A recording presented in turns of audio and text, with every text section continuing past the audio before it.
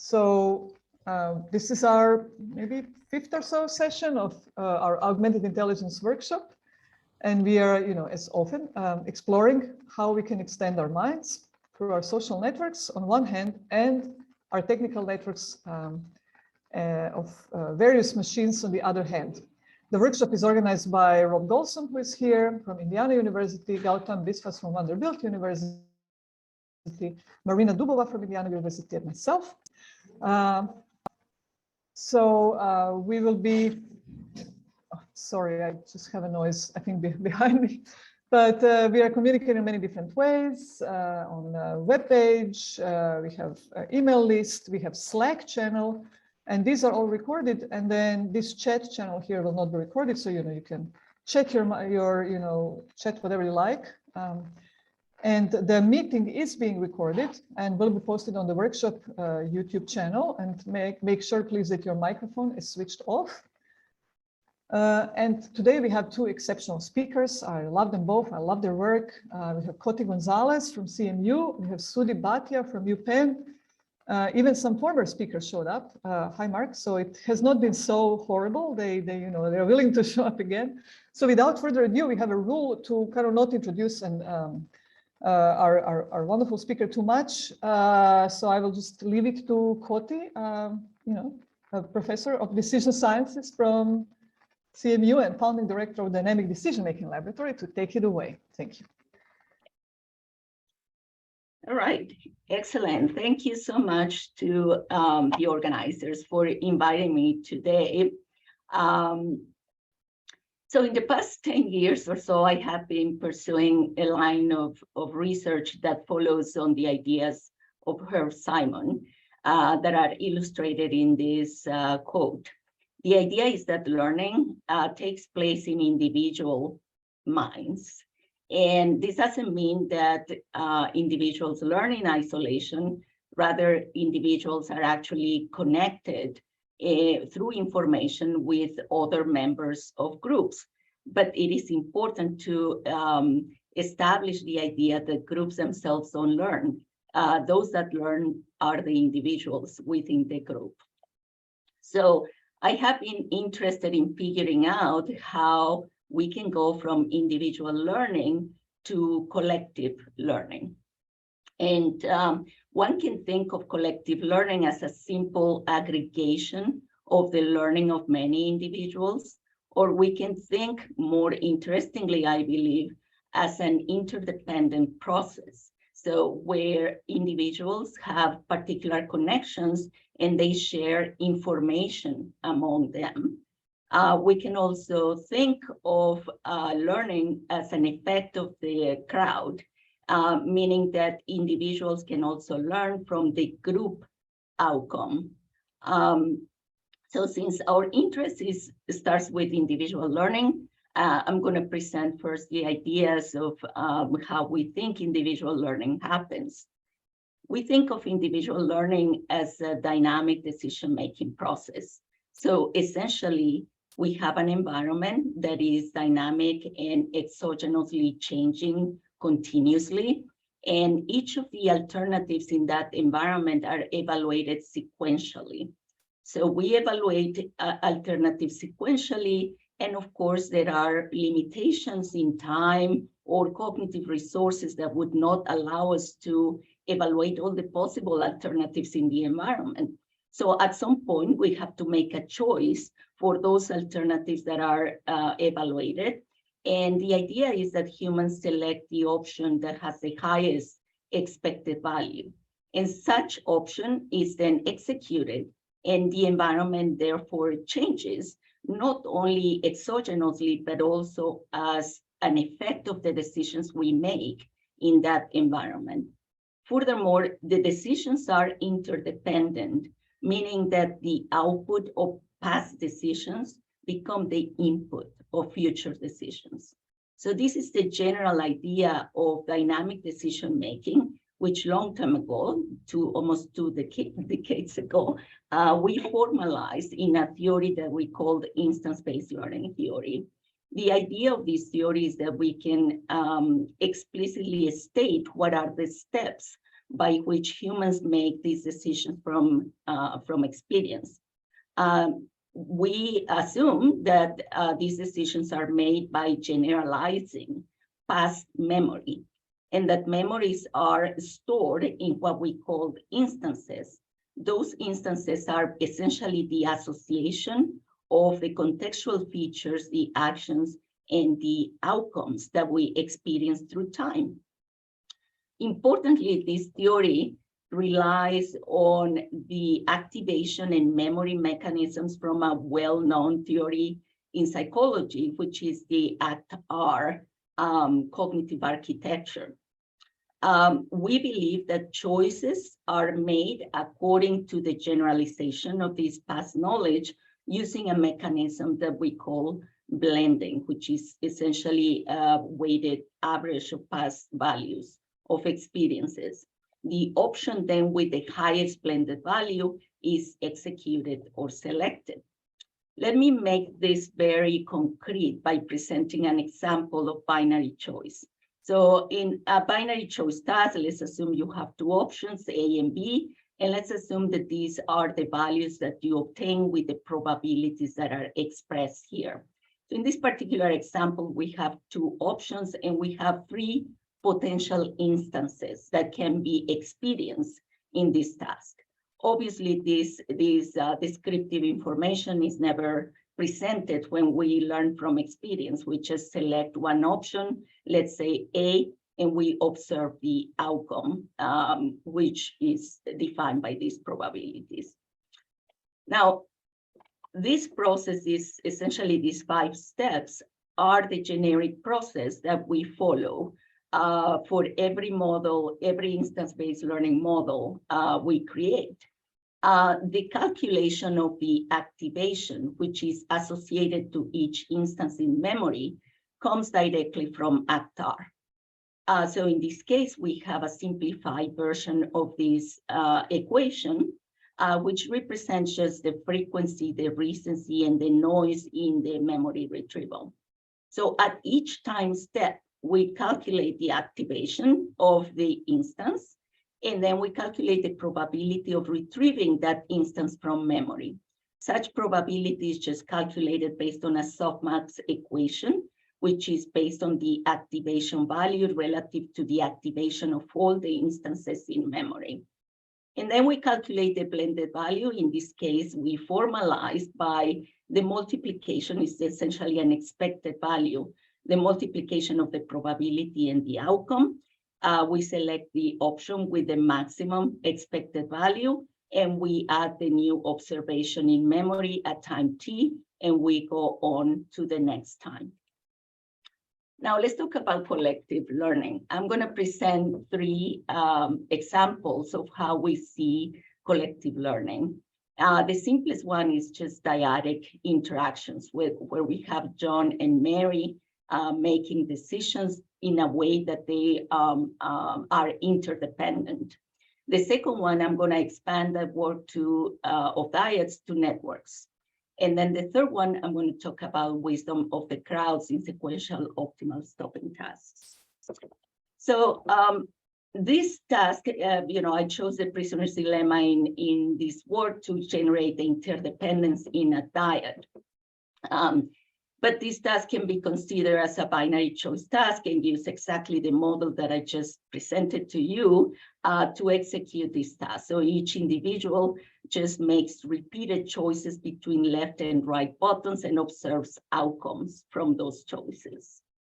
Now, what we were interested in, and I realized that just today, that is almost a decade ago, we started this work. What we wanted to find out is really the effect of information of the interdependence between the dyads. So the information can vary from no information at all. What that means is that each person of a dyad has no idea of what the other person is doing, doesn't even have the idea that the other person exists. Essentially, in the individual condition, each person in a dyad is making a binary choice task and receiving only the outcomes of their own choices. if we go to the other extreme, the descriptive condition, each individual is making the binary choices too, but now they are receiving the information about what the other player is doing, what are the outcomes of the other player's actions, and they also know that they are playing the prisoner's dilemma, and they know this payoff matrix ahead of time. So what we did is we collected 30 dyads, that is 60 participants in each of these different levels of information. And of course, I don't have time to go through all the results, but you can see some of them here. The main observations are, first, as we expect, the higher the level of information interdependence, the more cooperation, mutual cooperation emerges over the course of 200 repeated trials. However, we still see substantial deviations of the full cooperation, even after 200 trials, and even after full descriptive information. We also see that the awareness of the interdependence is not enough. So for example, in this minimal condition, we only told participants that they were playing a prisoner's dilemma with another person, but we did not provide any explicit information about the actions and outcomes. So just knowing that your actions and outcomes are interdependent with someone else is not enough to generate the cooperation. Lastly, what we saw is this slow adaptation. So what we observe here is that at the beginning, in the first repetitions of this task, there is actually a decrease in the proportion of mutual cooperation. And the increase in the proportion of mutual cooperation only emerges after about 50 repetitions of the task.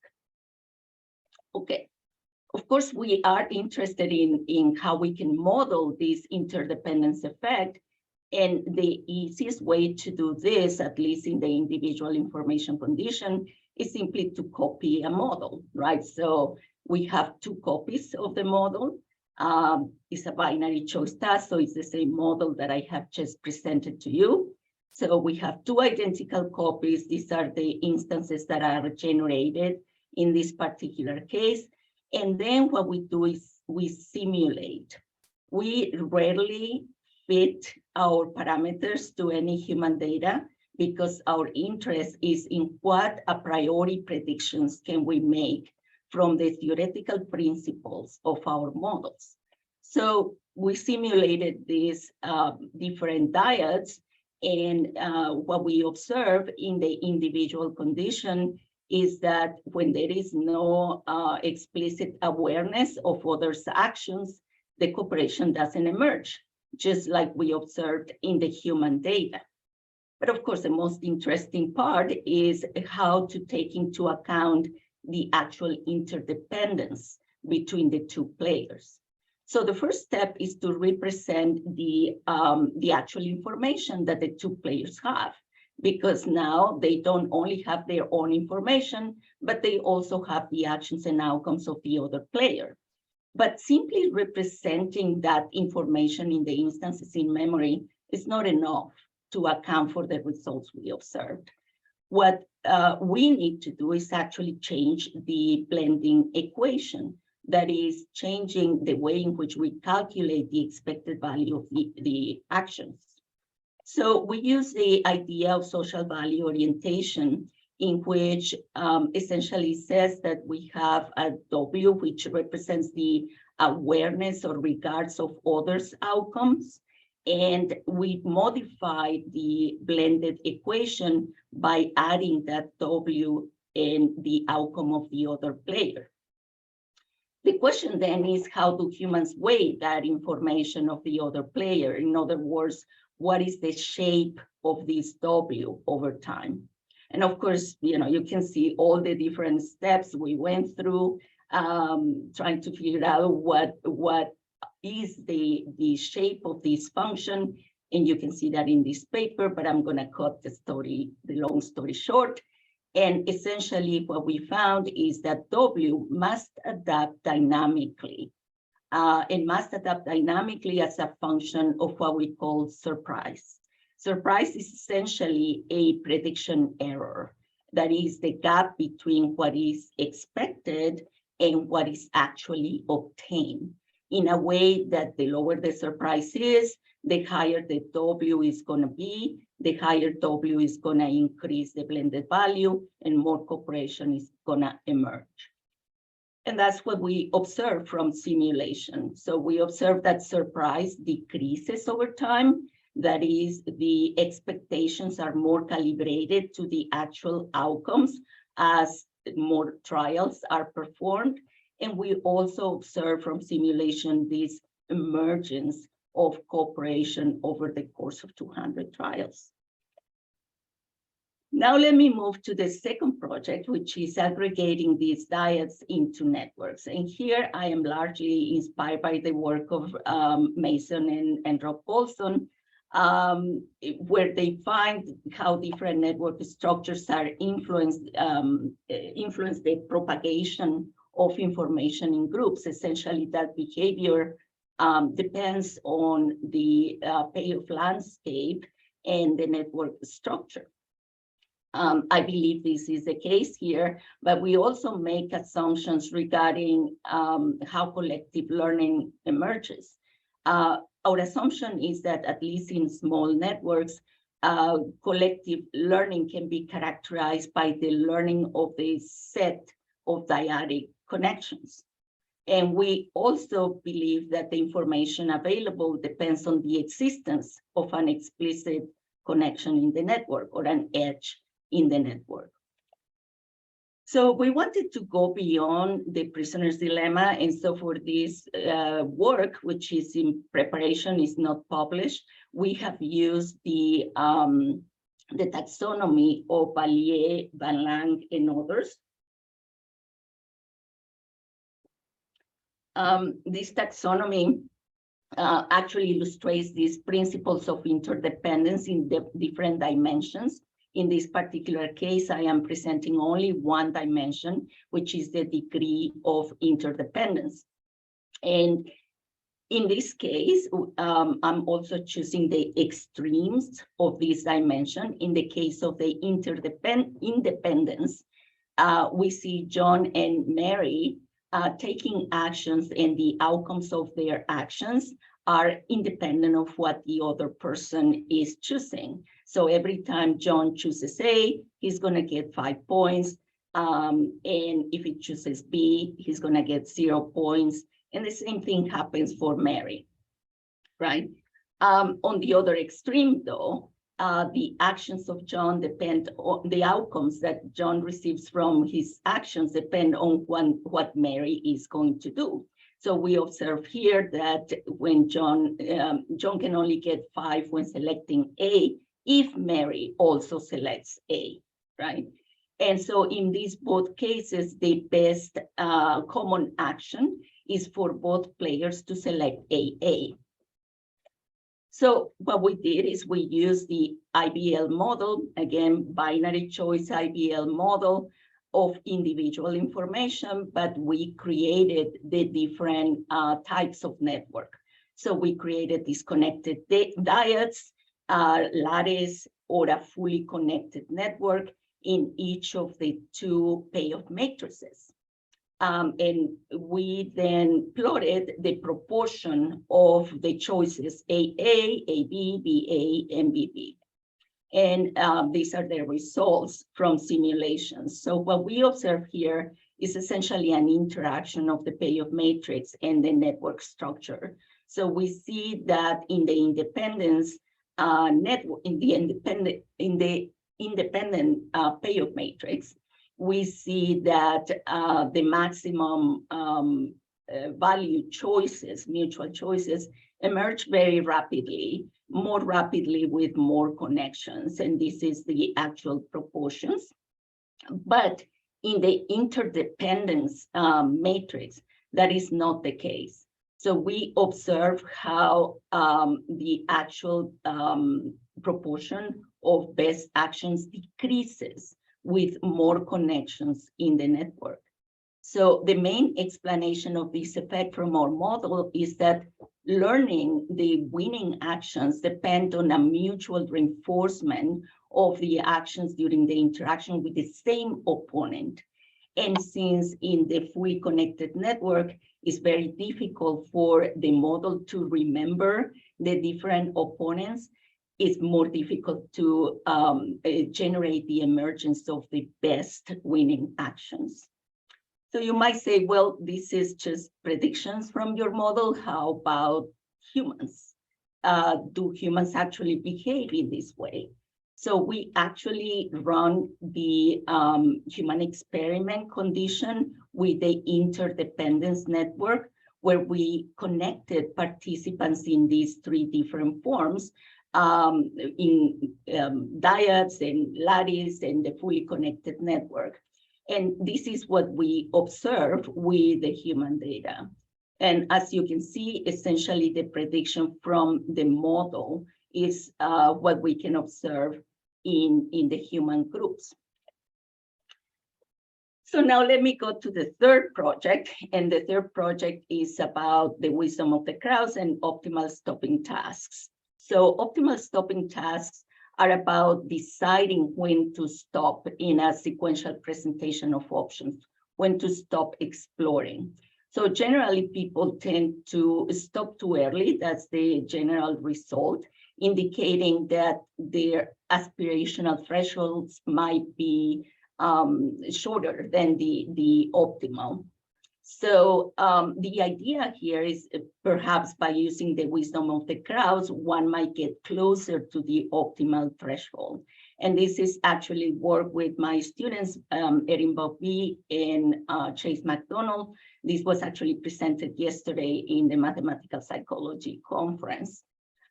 We are shamelessly borrowing a data set that is publicly available from Michael Lee. And this task essentially presents a sequence of cats.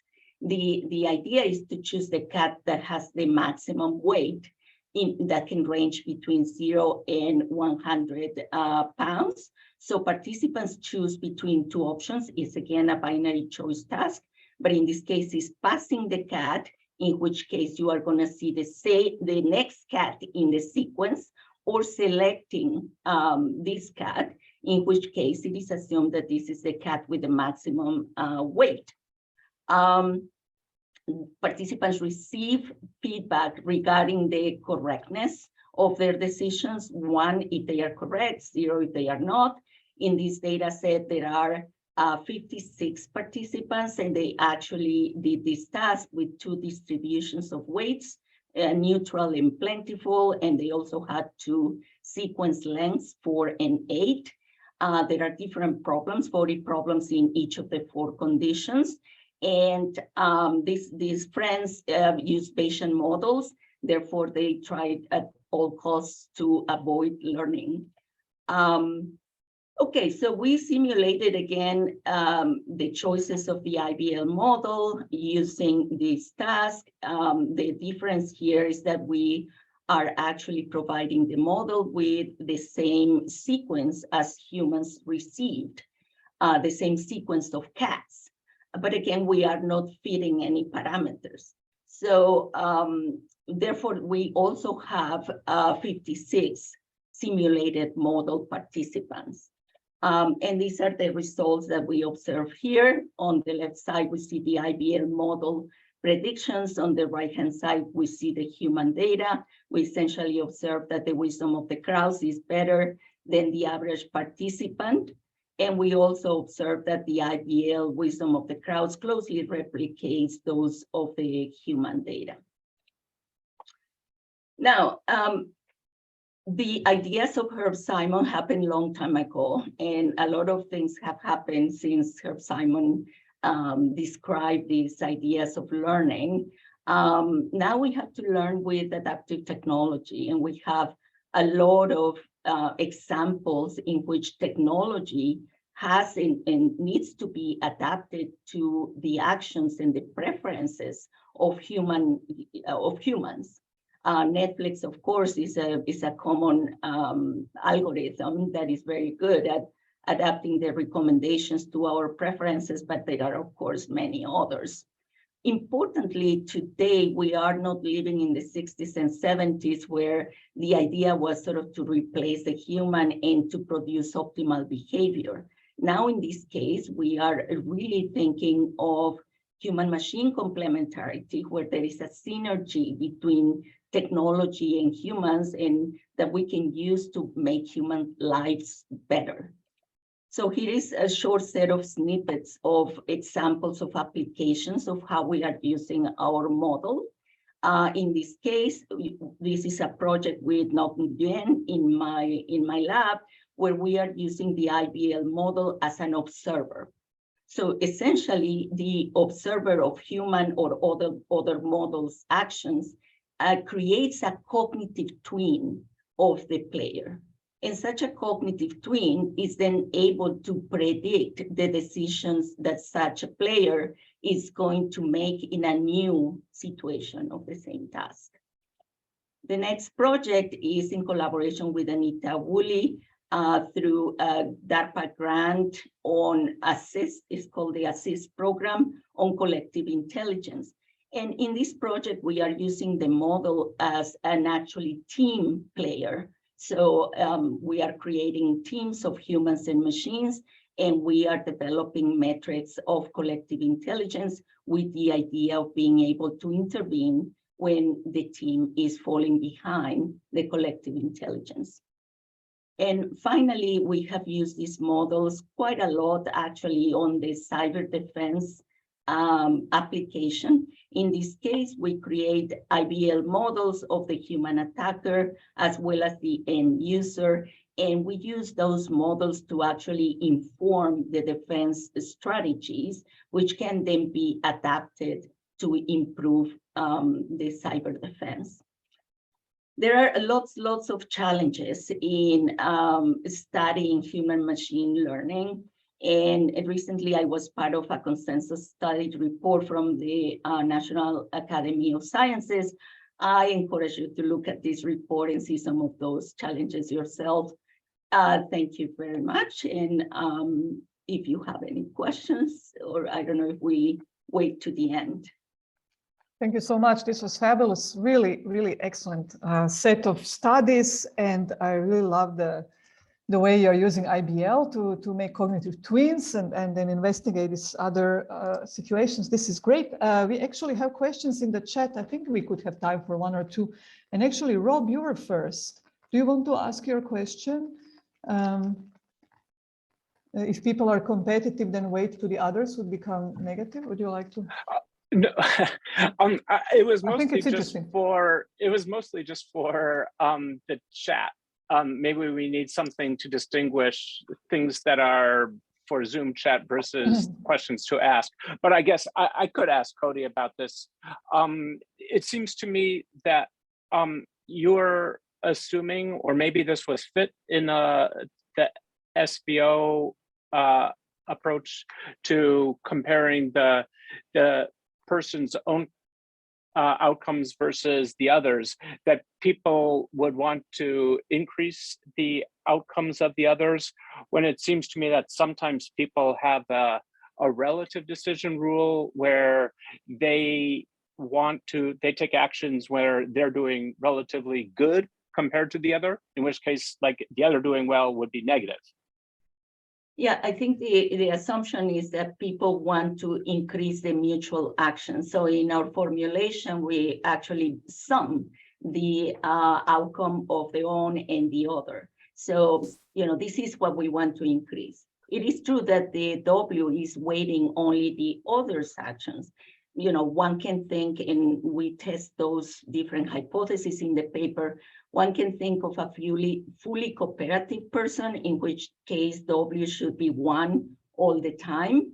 And when we run such a model, we observe an immediate increase in cooperation. But we also observe that humans don't do that, right? So humans are not considering the other's outcome to its full capacity all the time, right?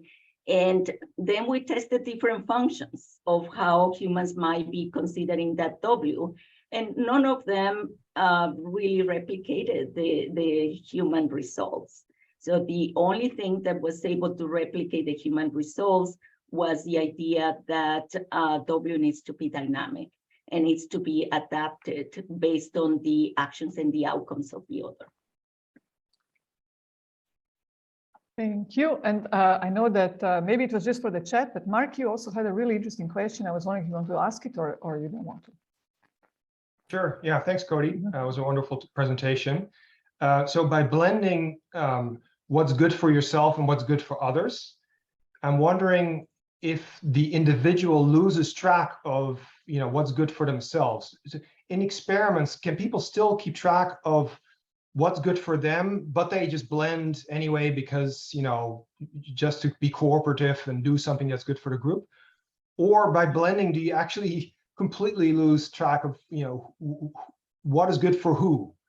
At what level does this blending occur, I guess? And can people still maintain separate representations? That's a good point. I haven't thought much about that.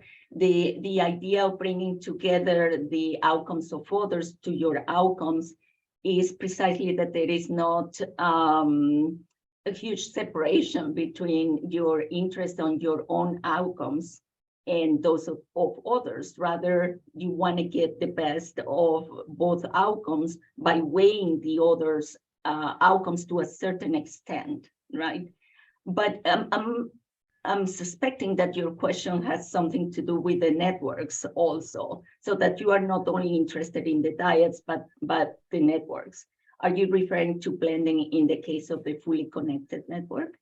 It's just a simple sort of empirical question. If you ask people, do you still remember what's good for you? Can they give an accurate answer?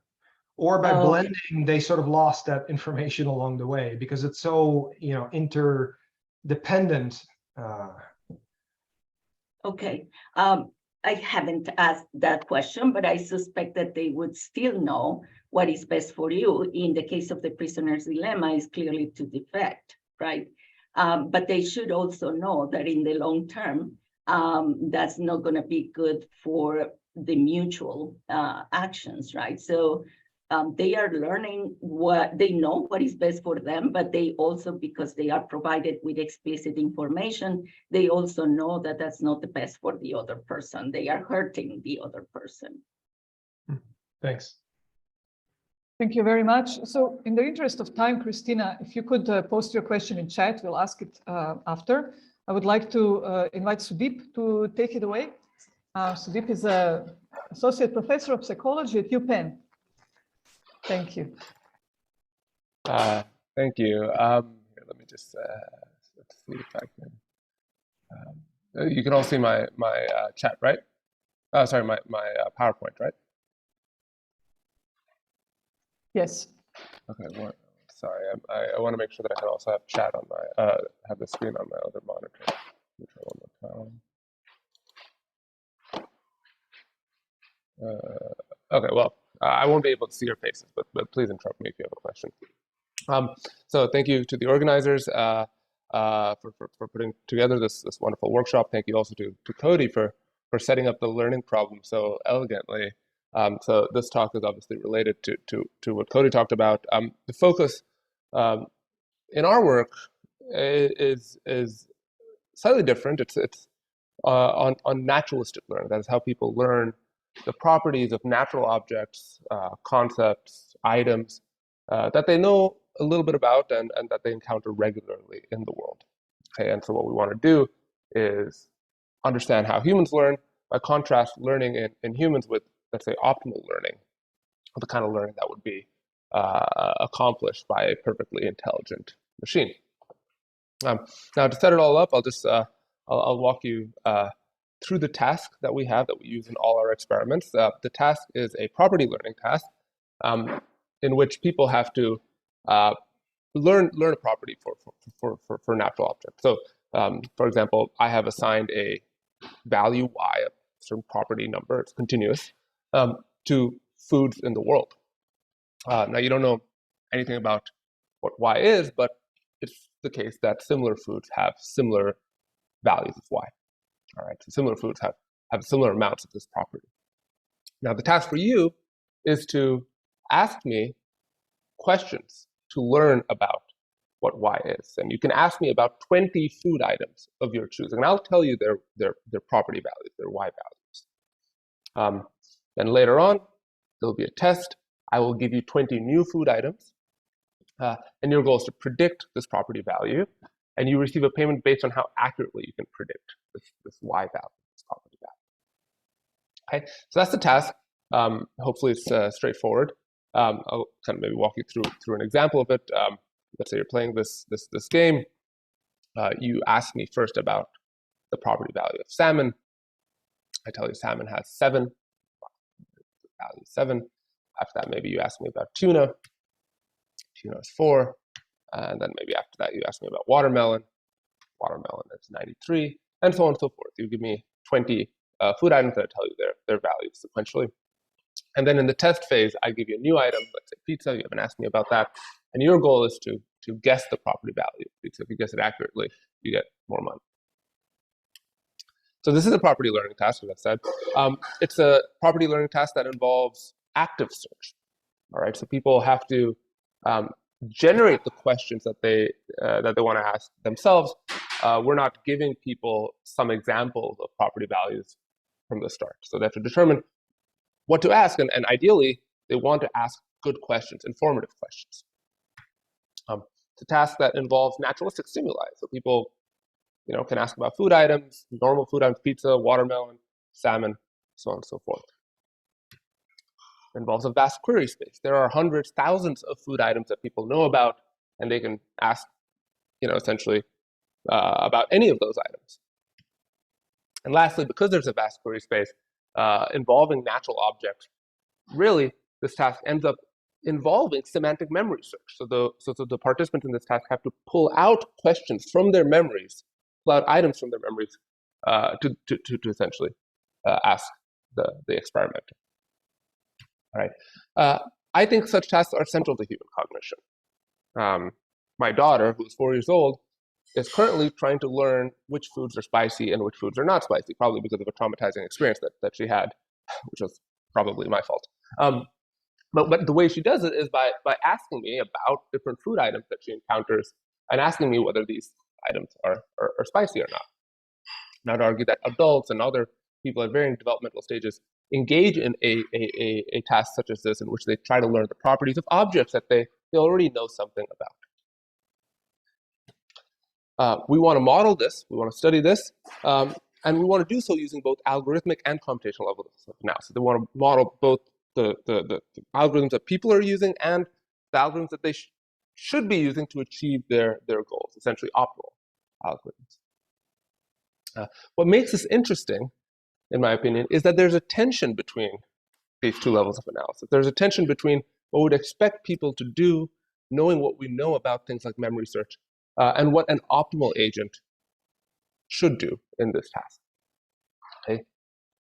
When people engage in semantic memory search, when they try and retrieve items, let's say food items, animals, names of countries, so on and so forth, when they try and retrieve these items from memory, they tend to generate query sequences of similar items. This is an effect known as semantic congruence. It occurs in all memory search tasks, as far as I know. Free recall, free association, semantic memory search. Items that are generated are similar to the items that were generated previously.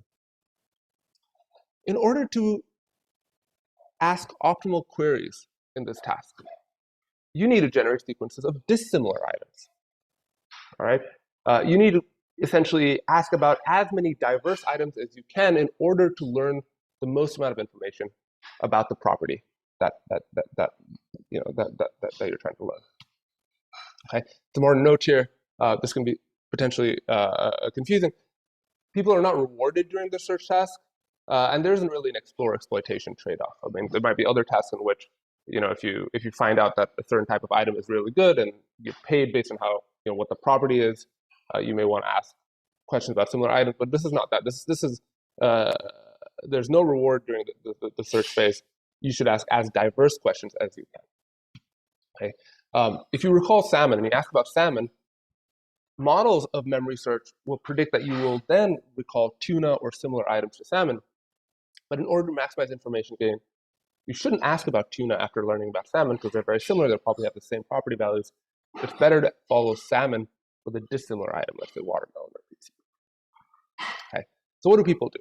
Do people display semantic congruence? Do they search optimally? How do these ideas relate to each other when we formalize things like optimal search using various mathematical or statistical techniques? That's really what we'll be exploring. I'm going to present to you the results of several experiments, but to make it easy, I'll just tell you what the experiments are up front, and then we'll go through the results.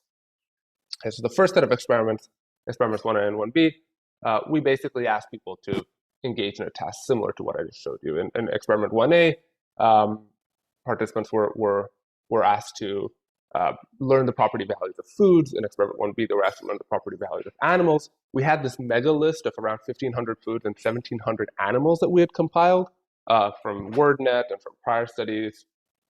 These were items that people could essentially ask about. Most people asked about foods or animals that were in our mega list of foods and animals. Occasionally, people had typos in their queries or generated some really obscure foods or animals that we didn't have. And in those cases, we told them that we don't have a property value for that. Sure. Okay. And in these experiments, the way we assigned Y values, the way we assigned the property values that people essentially had to learn was by taking the word vectors for these foods and animals, and then randomly generating weights on principal components of their word vectors. Okay, that might be complicated for some people. Word vectors are essentially high-dimensional representations of words and phrases that are obtained from natural language. They're widely used in various natural language processing and AI applications. So we got word vectors for all our foods and all our animals. We decompose them onto 10 underlying dimensions, and then we generate a random 10-dimensional weight vector with which we then map those items onto Y values. Okay, so here's an example. This is maybe a 3-dimensional representation of some foods, but there were 10 dimensions in our PCA of the word vector space. You can see that similar items are close to each other. So pizza, pasta, salmon, tuna, banana, watermelon, peanuts, almonds. Those are our items. We had about 1,500 food items. We randomly generated a weight vector to then, for each of those items, specify its Y value. Mathematically, this is kind of identical to randomly generating a vector in this space, and items that project highly onto this vector are given high values of Y. So in some sense, learning the properties of these items can be, in this linear setting, it can be seen as learning the direction in which the value of Y is the highest. To give you a more concrete example of the Y values we used in experiment 1A, the random weight vector that we used generated Y values such that the foods with the highest Y value were apple, turnip, medlar, pawpaw, crabapple. The ones with lowest were skim milk, coconut milk, lingcod broth, cocktail sauce. In experiment 1B, we used, I think, several different randomly generated weight vectors for this, and in other experiments, we used other weight vectors. So this is the weights for experiment 1A. All right. Now, that's the core idea with experiment 1A and 1B. We're generating random weight vectors to assign property values to these items, such that similar items have similar property values. The subject must ask us questions in order to learn these property values. To model the behavior of the subject, we're going to use 3 different types of computational models. The first model we're going to use is a model of memory search. We're going to assume that memory search has this Markov property such that one item cues another item, and that you can predict the item that's generated using only the previously generated item. The way we're going to specify this memory model is slightly different to how people do it in semantic memory search papers. In our case, what we're going to say is the probability of generating an item at time t given another item at time t minus 1, that's the previous item, is a function of the similarity in word vector space of those 2 items, as well as the log word frequency of the item generated at time t. and that these two predictors of the transition probability combine linearly with weights beta 1 and beta 2, which are then passed through a softmax function. Okay. Again, pretty technical. I wouldn't stress too much about it. I think really, if you want the core insight of this model, it's saying that people jump between items, and they jump based on their semantic similarity and the word frequencies of the items. If beta 1 is positive, then people are going to jump to similar items. If beta 1 is negative, they're going to jump to dissimilar items. Okay. If I generate salmon, and if beta 1 is positive, then maybe I'll jump to a nearby item like tuna. And if beta 1 is negative, maybe I'll jump to a faraway item like watermelon. And we're going to be fitting beta 1 on participant level search data, and beta 2 as well. Okay, the other model that we're going to use is a model of how good the search set is for a given subject. Here we're going to characterize query informativeness using a metric known as Bayesian d-optimality. In the linear case, which is what we have, it's actually just the inverse of a Fisher information matrix. Again, you don't need to stress too much about the technical details, but what this metric essentially says is, hey, if I'm trying to learn a linear function in this space, how good is a particular query set for doing that? If subject generated salmon, tuna, and watermelon, how good is that for learning the weights on the underlying dimensions that map onto the property that I'm trying to predict? All right, so d-optimality can help us quantify that. Okay. The last model we're going to use is a ideal Bayesian learner. All right, this model just says, well, given what people have searched for and the things that they have learned, what are their predictions going to be at the test phase? All right, and the ideal Bayesian learner essentially assumes that people update their beliefs using Bayes' rule, in our case with a Gaussian prior over the weights. Okay, again, technical details are not really necessary. What this model is basically going to tell us is, if the subject has learned about salmon, tuna, and watermelon, and we ask them about pizza, what are they going to say? They're going to say something based on what they've learned. The Bayesian ideal learner specifies what they've learned. Cool. I see there's some things in chat. I'm not tracking chat, so if anyone has a clarification question or even a substantial question, please interrupt me. This is kind of obviously technically complex, and I've left out many details. All right. So those are our three models: a model to specify memory dynamics, which we fit on human data to determine whether people are searching based on semantic similarity or not. We have a model to measure how good their searches are, and another model to say, well, given what they've searched for, what will they then predict at test? Now, those are our models. We use them for experiments 1A and 1B. 1A had foods, 1B had animals. I'm just quickly going to tell you about experiments 2 and 3, which are essentially the same structure as 1A and 1B. The only thing that we do differently is we have a manipulation. All right, in experiment 2, we randomly assign participants to either just learn the property the way we did in experiment 1A, or don't learn the property, just generate food items from memory, as many food items, generate 20 food items from memory in whatever order you want. So this other condition in experiment 2 is standard semantic memory search condition. We want to, in experiment 2, contrast property learning, memory search and property learning with memory search and standard semantic memory search condition. In experiment 3, again, we have manipulation. In one condition, again, people are learning properties the same way that they did in experiment 1A. They're just asking questions, we're telling them about the property scores, and then eventually they're given a test. In the other condition, we have coached learning. We tell them before they engage in the learning task that in order to do well, they need to ask about as diverse, as dissimilar questions, items as they can generate. So we tell them essentially what roughly the optimal strategy is.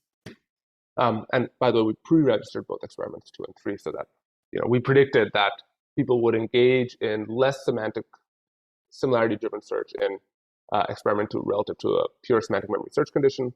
And then in experiment 3, coach learning would improve search effectiveness.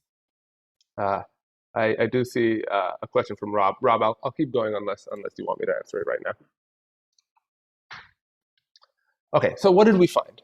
Experiments 1A and 1B, we had people just search in order to learn these properties. Experiments 2 and 3, we had some manipulations, but I'm just going to show you the sort of control condition for experiments 2 and 3.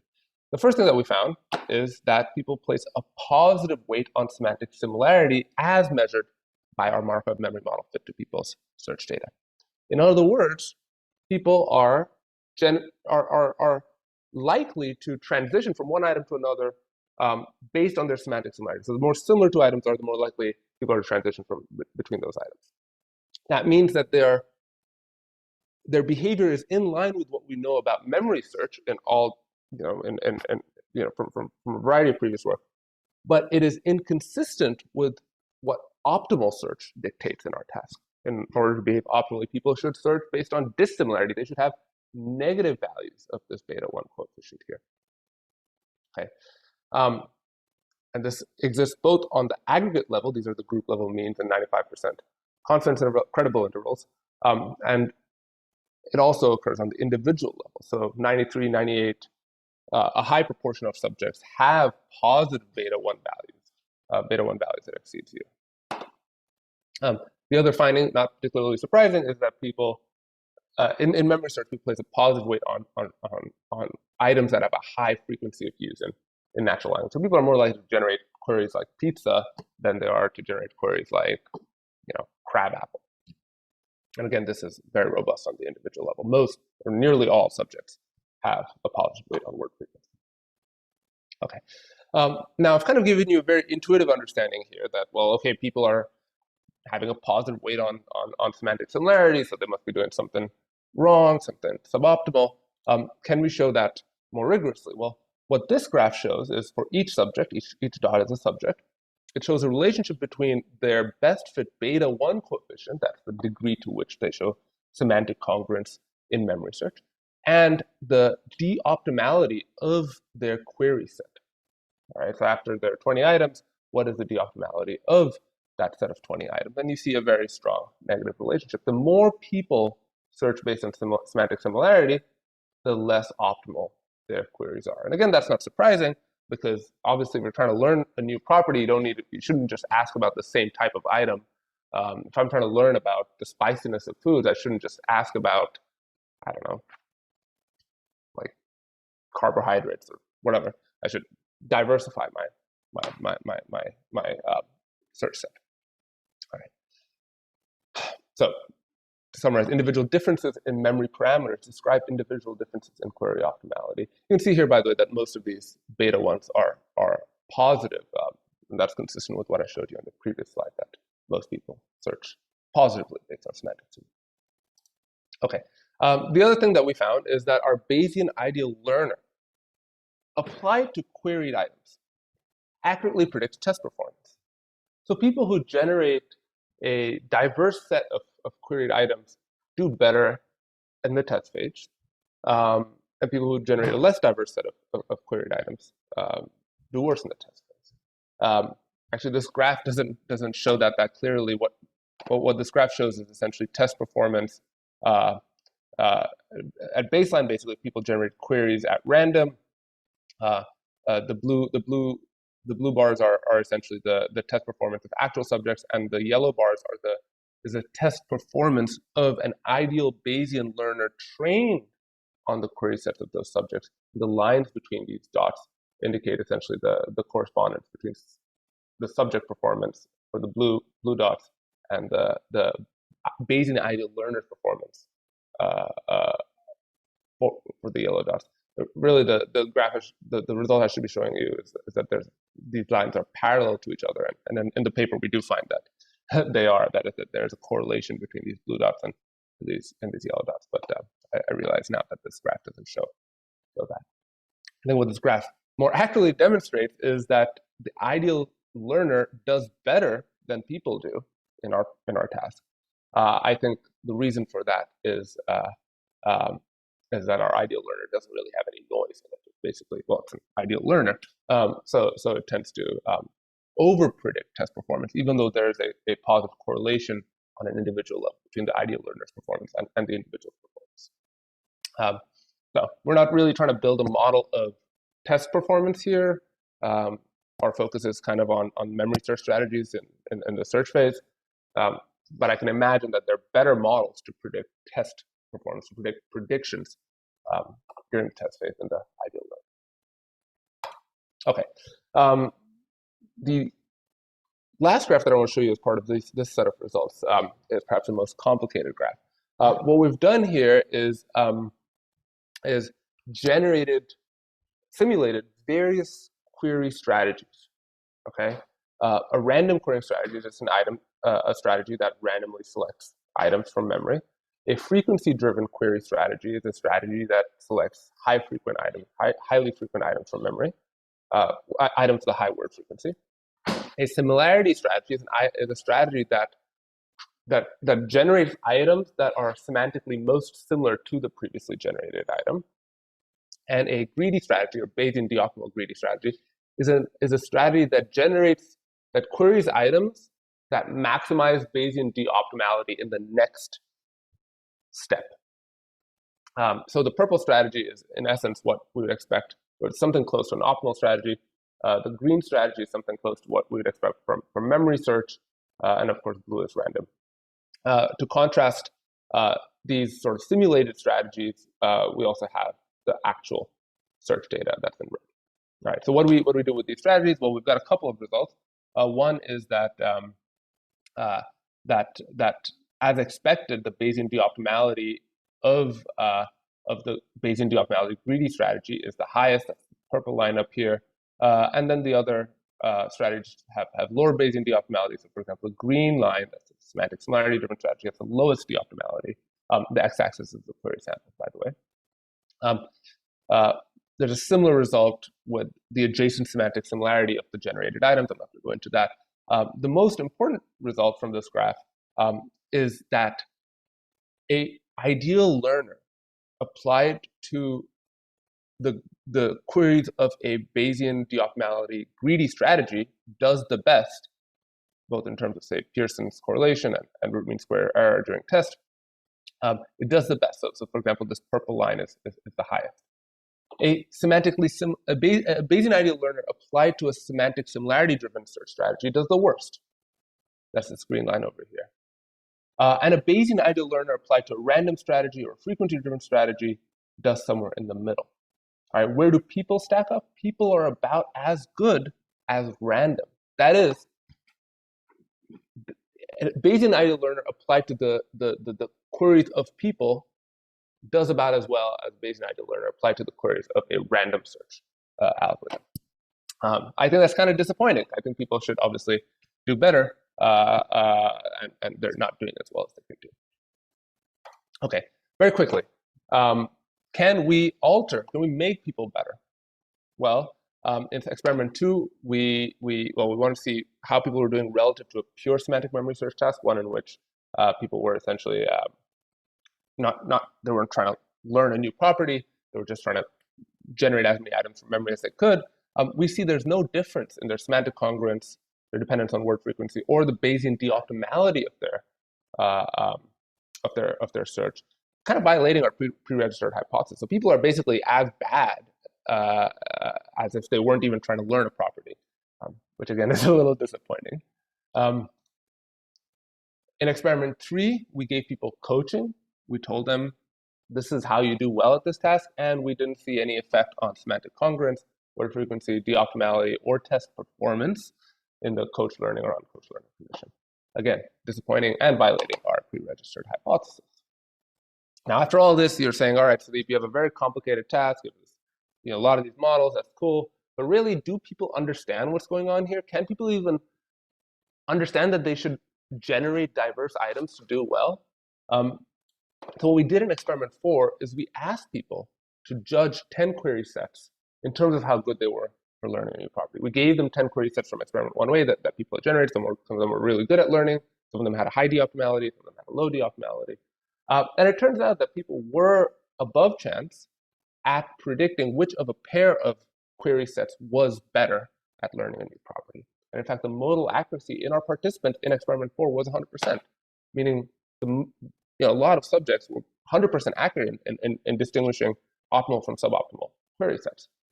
So what this experiment suggests is that, well, even though people can't implement this kind of optimal search for memory, they're very much constrained by the semantic congruence effect they can, if you give them explicit query search sequences, they can identify which sequences are more efficient.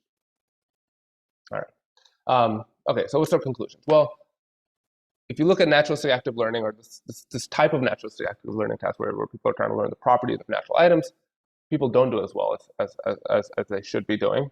This happens because of well-known associative memory mechanisms. People, an item cues other items that are semantically related. That causes people to generate semantically similar or semantic congruence in their search. But people should be doing the opposite. They should be generating semantic incongruence. We can't seem to alter behavior using test constructions and incentives. However, people can recognize efficient search queries when explicitly asked to do so. All right. And lastly, I think computational models, tools from statistics, artificial intelligence, machine learning, techniques like word vectors, which are from natural language processing, they can be used to model and understand and potentially improve human behavior in naturalistic learning tasks. Most learning that is studied in cognitive science is done using artificial abstracted stimuli, like maybe perceptual objects. I think that's fine. You need that for experimental control. But if we want to go beyond that, if we want to actually improve human learning in the world, we need to work with natural objects. And I think the latest methods in artificial intelligence or statistics and related fields allow us to do that. All right. So thank you so much. And I can take any questions that you have. Thank you very much. Super interesting talk. Let me see. Let us start with Jeffrey, who had a question in chat. Would you like to pose it about strategies for humans finding these similar things? Yeah, so I was kind of thinking about how I would get from salmon to watermelon. And it occurred to me that I might go salmon, tuna burger, cookout, watermelon, or one of those kind of long trains. And that there might be there might be human strategies for finding things that are dissimilar that involve it's kind of like in social networks.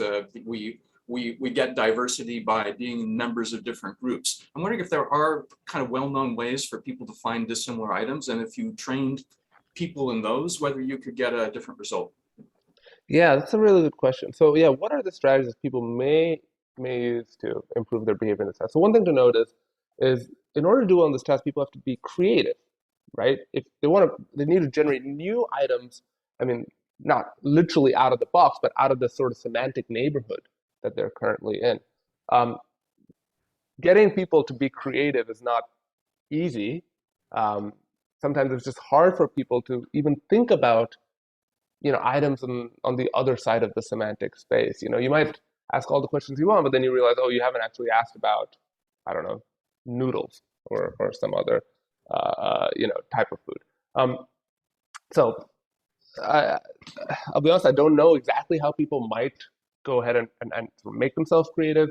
I think there's work that has recently come to my attention that uses variants of a semantic memory search task to measure creativity. And that work finds that people who can sort of generate sequences of dissimilar items tend to be more creative as assessed by other metrics. I think that work could maybe be used to shed some light on how people might actually implement strategies to generate dissimilar queries. Thank you.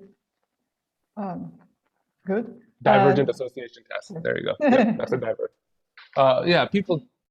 Well, I guess maybe. Yeah. Well, so there's clearly individual variability in behavior in tasks such as these. So people who might be better at the divergent association test are probably going to also be better at our test. Thank you. Cheong, would you like to ask your question? Oh, yeah, it's really interesting talk.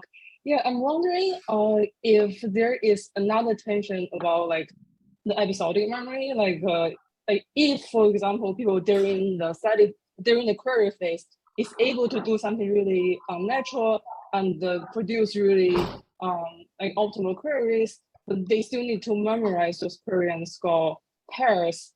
So later during tests, they will like maybe those similar ones somehow is more natural Yeah, during test phase, because test phase is another memory search that you that's a need to. really that's a really good question, and I'm sorry I didn't clarify it. So in test phase, people were told we didn't want to have a memory search test during test. So we basically on the screen that people were asked to make the prediction, we told them what they had queried and the property values. Oh, right, yeah, So yeah. so Yeah, that we makes avoided sense. that problem. But you raised a very important point. I should have mentioned that. I think there is a deeper link also with episodic memory search tests in the sense that you give people something like a free recall from lists, they will show semantic congruence the way they do in our task as well. But yeah, thankfully that's not at play in the test phase. Thank you. There's a question from Ying. yeah. Mhm. Hi, thank you so much for the presentation. It's very interesting. And I feel the setup can be very complicated. It raises a lot of questions. The basic one is gender and age. Like for instance, younger people, their thinking style jumping from one place to another place, while older people, they tend to use more linear thinking, given their life experience. They pretty much figure out what kind of strategy works in most of their life. So do you see any differences in terms of that? Yeah, that's a good question. No, we didn't analyze individual differences as a function of demographics. I think we might have looked at gender, and we didn't find any differences there. I don't think we looked at age, probably because we didn't sample subjects from diverse age groups. I think that's an important question to ask. I would expect that to the extent that there are age differences in semantic memory search with younger people, maybe jumping around more in their semantic space, we would expect to see that here. I think that has implications for learning efficiency in adults versus younger people. Sorry, in older adults versus younger people. That's a direction that one could potentially go with this paradigm. I think that is interesting. I myself don't know how to access older subjects in a rigorous manner, but maybe I can partner up with someone. Yeah, it just opens the door to too many things like thinking style. Some people think more rationally, analytically, while the other people think more intuitively, and they're gonna use different strategy based on their thinking style. And some people are more risk averse, other people are more risk seeking. So for risk seeking people, they always want to try different things. They may go different route. Well, risk averse people, they tend to be just going the linear way. So just some thought. Thank you so much for your presentation. No, absolutely. I mean, individual differences ultimately, I think, really at the heart of all of this, because it's not that everybody sucks. Some people can sort of do all right, and maybe there are ways to improve that. Our hope is that this paradigm, which allows us to study complicated naturalistic learning, so learning with natural objects, can be used to understand individual differences in real world settings. Hopefully. We'll see. Thank you so much. Thank you. Okay, one last question for you, Sudeep, and then maybe you can open for more general discussion. Russell, would you like to ask? Sure. I think this is more for future research questions. I'm not sure how much you can answer about this here, but I would be interested in if the tendency to generate similar items correlates with overconfidence about test performance. So I'm thinking that if I only explore a small part of the space, then I think this thing is predictable, and I don't realize that there's all these other parts of the space where it's not as stable as I thought. That's a really good question. Yeah, I mean, certainly there's a metacognitive angle to I think what's happening here. The ability to generate diverse queries, I think itself relies on some kind of metacognitive awareness of, well, I've been only searching in this area, I need to go search in that area. I think a test so I think a test what will happen is if people are given queries given test items that they just did not search or even think about searching. So some people ask questions. They might ask about burgers, they might ask about pizzas, they might ask about noodles, they might ask about pasta, and in the test phase you ask them, well, okay, what do you think about mangoes? And they're like, oh crap, I totally forgot to ask about fruits. Well, those people are going to do poorly, and I think they'll know that they'll do poorly because in the test phase they're shown as part of the testing procedure the regions of their space that they didn't explore. Now, there might be a version of overconfidence that you might get before the test phase. So having, oh yeah, I totally know that burgers and pizzas have like a lot of this property, and pasta doesn't, or whatever. And yeah, so I think I've basically figured out what this property is, and then of course at test phase they realize that's not necessarily the case. Thank you. Okay, so maybe we can open a bit more and connect it to the broader theme of the workshop, which is how social and technological augmentation can help improve human learning, human intelligence. And maybe, Sudeep, you can say, how much can your models be, thank you for raising it, how much can your models be used to model that, maybe the effect of being embedded in a social network that serves you different items, or being exposed to the algorithms that might serve you, that might help, serve different items. Yeah, so actually I had a question for Cody, but I'll answer yours first. I would say that certainly this task and our results are not right now going to be useful for designing augmented intelligence systems that will improve human behavior in the wild. However, in order to go from the kind of stuff that cognitive scientists study in the lab, which is abstracted, artificial, necessary for experimental control, yet still far away from what people encounter in the world, in order to go from that to actually improving human behavior, either in social networks or in interactions with machines, we need to start modeling representations and cognitive processes that operate over those representations for natural objects and items, whether it's foods, animals, politicians, social stimuli, brands, whatever you may have it. So I think that's necessary, and I think this line of work can help move us in that direction. The question that I had for Cody, which I'm happy to ask, but later as well. Yeah, I think the question that I had that relates, I think, also my talk to what something that I was thinking about during Cody's talk is the role of strategic control over learning. Certainly here in our task, people should ideally control memory search process. There should be some top-down modulation that prevents people from just jumping to the next most similar item. In your task, Cody, and especially in I think the second task that you presented, the prisoner's dilemma, the strategic learning setting, well, there's an explicit strategic component to learning. Like, you want to deliberate through the behavior of your opponent and best respond to that. I'm curious in your task how you'd imagine that being implemented, maybe with IBL, or maybe in a ACT-R paradigm that's not directly IBL related. Right. In the particular prisoner's dilemma task, we have no strategic component implemented whatsoever. Basically, agents are learning from the information that they are provided, and as we said, by accounting for the other outcomes as they are moving in the task.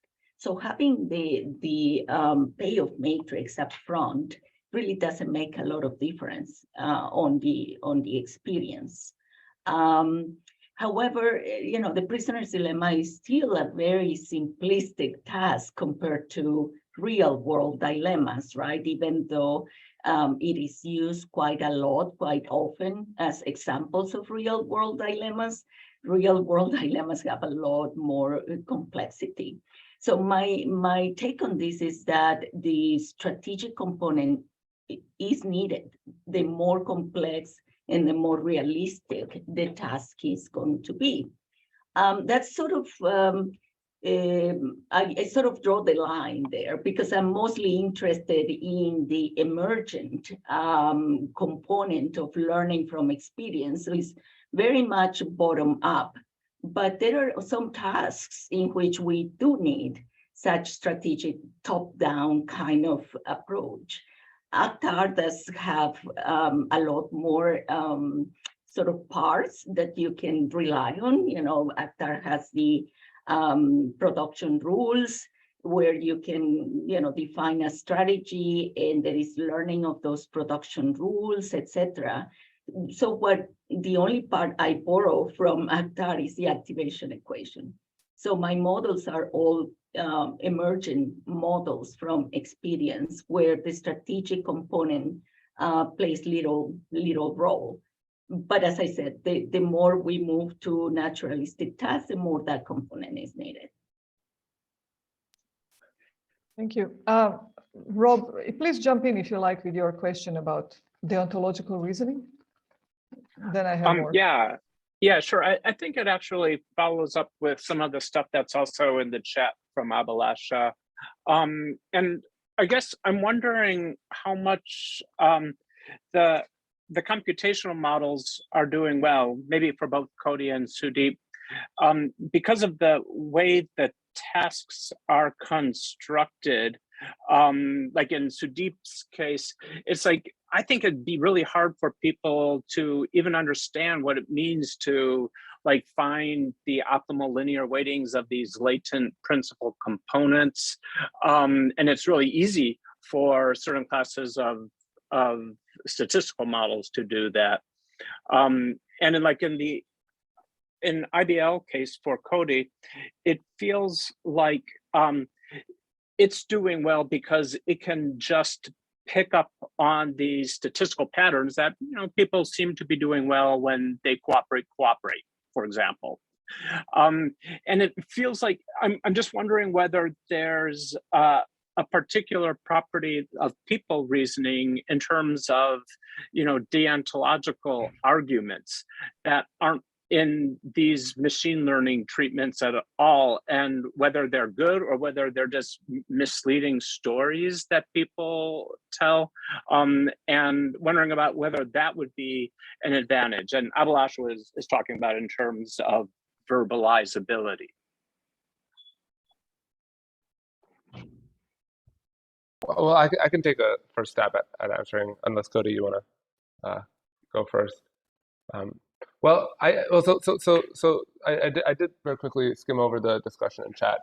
I would say that what we would consider verbalizable features are easily or can be proxied using linear combinations of word vectors, or like linear functions applied to word vectors. So, for example, here's I put a link to a paper in chat. My work, in other work, we found that they do well, but not ideally, but you can still get away with modeling human property knowledge for real world properties like, say, spiciness, using linear combinations, linear functions applied to the word vectors for items.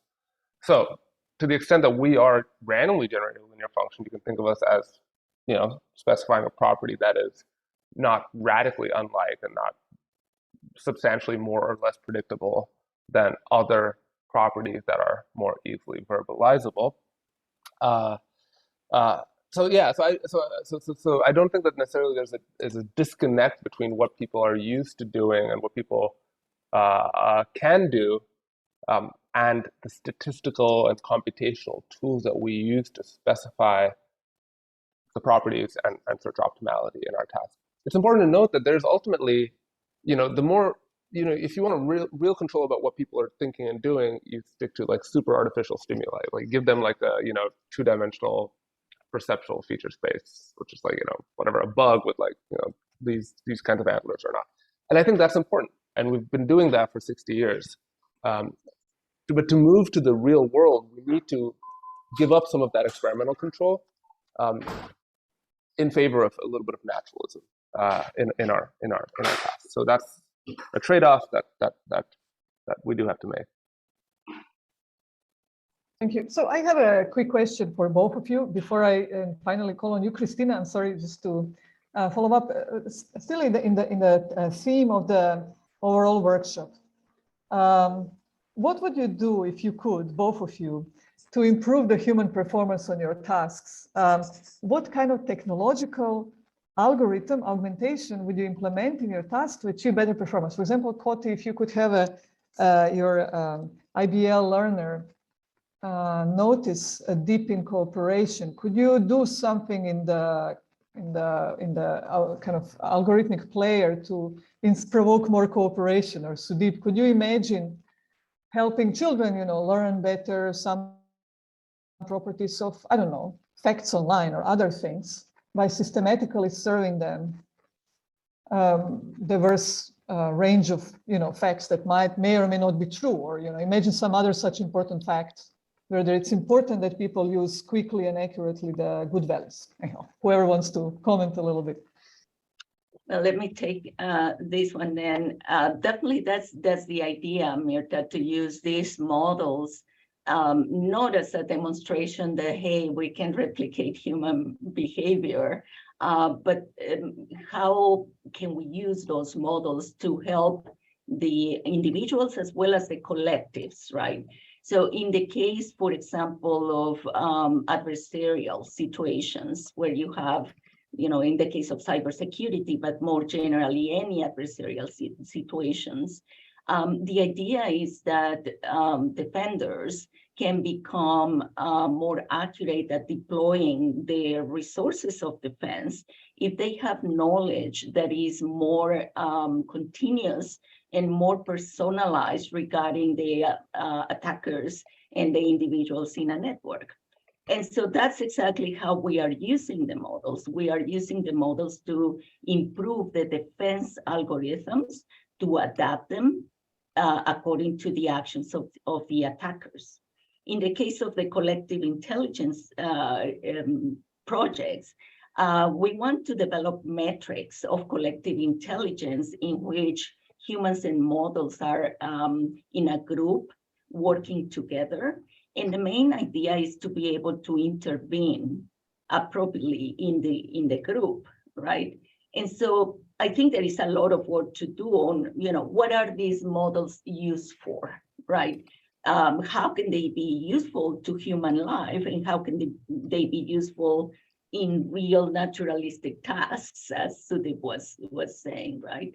So ultimately, I think the application of these models is very important. You could even maybe be able to detect non-human agents if you have a good model of a human, how human does it, and you see something very different that might be a bot or something that's inserted for. Yeah, there is actually some work related to that. In once upon a time, there was a proposal on those ideas. It didn't get the funding, but anyway. Sudeep, what do you think? Yeah, no, I mean, absolutely. I think there is an application to human learning. I've been recently exploring some of the research on cognitive development. It's a little bit further from my, perhaps most people's background here. But the focus very much in that field is to characterize the learning strategies that children may use in order to, figure out what's going on in the world. The reason I'm interested in this is my 4-year-old is essentially asking me questions like, is this food item spicy? Is this food item spicy? Oh, does this animal do this? Does that animal do that? So there's work that tries to address this problem. Again, the limitation in all of cognitive science is that most of this work, even when you go and look at children or you look at adults, tends to, in order to obtain experimental control, construct artificial, abstracted stimuli sets in order to explore learning strategies or other cognitive strategies. That's fine, it's necessary, but to complement that, we need to think about how we can scale up existing models to work with natural objects. That's one thing that we do. And of course, once you do that, then you can finally create algorithms to then interact with naturalistic learning processes. But until you have a way to work with natural objects, that's not going to happen. So this is hopefully a step. Yeah. Thank you. Yeah, okay, I see that. Great, so I would like to call on Christina, who had a question for Koti a long time ago. Could you please? Yeah, sure, thank you. Fascinating discussion. I'm familiar with work in the interpersonal neurobiology that looks at mind as a verb, defines it as the co-creative process between the current brain structure, your current mind, and the relationships that you have. And so I guess my fundamental question is, what does it mean if mind is not contained in the single head? If mind is actually a process, a verb that happens between people in the room, and then if we bring a machine in that room, what does that mean?